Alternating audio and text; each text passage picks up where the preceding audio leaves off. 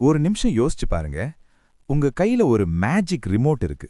அதை அமுக்குனா உங்க கவலை, ஸ்ட்ரெஸ், குழப்பம் எல்லாம் மறைஞ்சு மனசு அப்படியே அமைதியாயிடும்.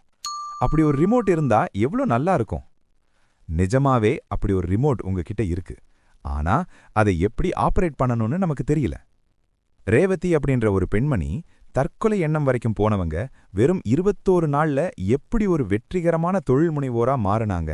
அவங்க செஞ்ச அந்த ஒரு ரகசியம் என்ன? வீடியோவோட கடைசியில நீங்க ஆச்சரியப்பட போற ஒரு பெரிய மாற்றத்தை பத்தி சொல்ல போறேன். ஸ்கிப் பண்ணாம பாருங்க. உங்க மூளை உங்களையே ஏமாத்திக்கிட்டு இருக்குன்னு சொன்னா நம்புவீங்களா?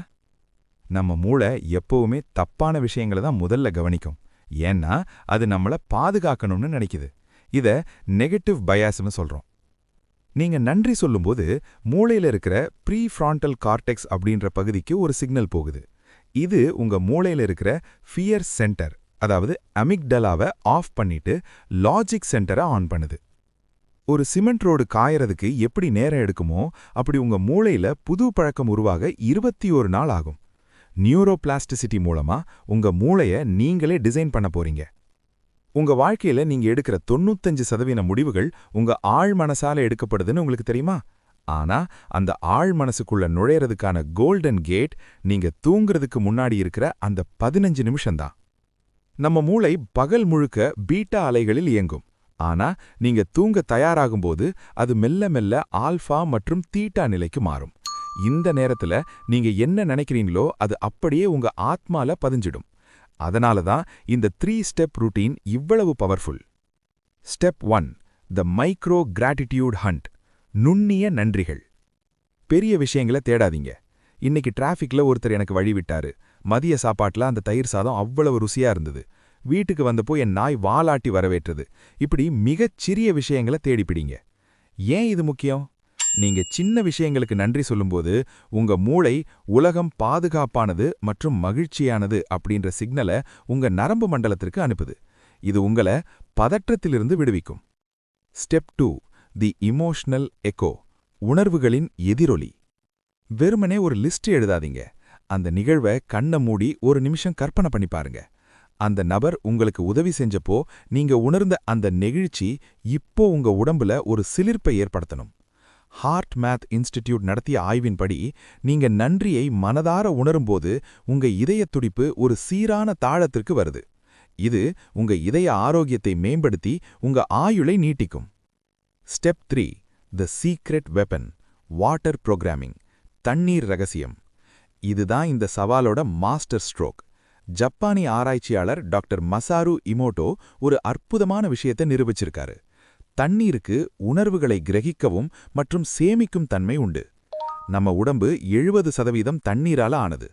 தூங்குறதுக்கு முன்னாடி ஒரு கிளாஸ் தண்ணீரை கையில் எடுத்துட்டு, என் வாழ்க்கை அமைதியா இருக்கு, நான் பாதுகாப்பா இருக்கேன், நாளை ஒரு அற்புதமான நாள்னு சொல்லிட்டு அந்த தண்ணீரை குடிங்க. அந்த நேர்மறை அதிர்வுகள் உங்க உடம்புல இருக்கிற ஒவ்வொரு செல்லுக்கும் போய் சேரும். இது ஒரு செல்ஃப் ஹீலிங் மெக்கானிசம் மாதிரி வேலை செய்யும். நீங்க தூங்கினாலும் உங்க ஆழ் மனசு அந்த பாசிட்டிவ் எனர்ஜியை வச்சு உங்க உடம்பையும் மனசையும் ரிப்பேர் பண்ணிக்கிட்டே இருக்கும். நீங்க எப்போது சூப்பர் ஹியூமனா ஆவீங்க? இந்த 21 நாள் சவாலை நீங்க ஆரம்பிக்கும்போது நீங்க ஒரு சாதாரண மனுஷனா உள்ள வருவீங்க. ஆனா 21வது நாள் முடியும் போது உங்க மூளை ஒரு சூப்பர் எஃபிஷியன்ட் மெஷின் மாதிரி மாறியிருக்கும். இந்த 3 கட்ட மாற்றங்களை நீங்க கவனிச்சிருக்கீங்களா? முதல் ஒரு வாரம் உங்களுக்கு ரொம்பவே சவாலா இருக்கும். உங்க பழைய மூளை, த நெகட்டிவ் பிரெயின், உங்களை தடுக்கும். இதெல்லாம் எதுக்கு பண்ணிட்டு இருக்க, இதனால என்ன ஆக போகுதுன்னு உங்களை கேள்வி கேட்கும். உங்க மனசுல இருக்கிற கசடுகள் வெளியே வர ஆரம்பிக்கும். ஆனா 7வது நாள்ல ஒரு மேஜிக் நடக்கும். மத்தவங்க உங்களை கோபப்படுத்தும் போது நீங்க உடனே ரியாக்ட் பண்ணாம ஒரு நிமிஷம் யோசிப்பீங்க.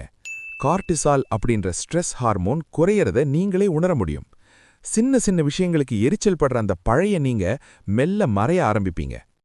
இதுதான் மிக முக்கியமான கட்டம். 14வது நாள்ல உங்க கண்ணுக்கே தெரியாத ஒரு நியூரலாஜிக்கல் மாற்றம் நடக்கும்.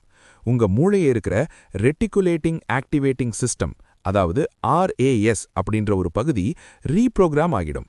இவ்வளவு நாள் உலகத்துல இருக்கிற குறைகளை மட்டும் தேடின உள்ள கண்கள் இப்போ நிறைகளை தேட ஆரம்பிக்கும். இப்போ உங்களுக்கு ஒரு புது தெளிவு கிடைக்கும். ஒரு பிரச்சனை வரும்போது ஏன் எனக்கு இப்படி நடக்குதுன்னு கேட்கறதுக்கு பதிலா இந்த பிரச்சனையிலிருந்து நான் என்ன கத்துக்கலாம்னு கேட்பீங்க. உங்க முகம் முன்னவிட பிரகாசமா இருக்கும். ஏன்னா உங்க ரத்த ஓட்டத்துல மகிழ்ச்சி ஹார்மோன்கள் கலந்திருக்கும்.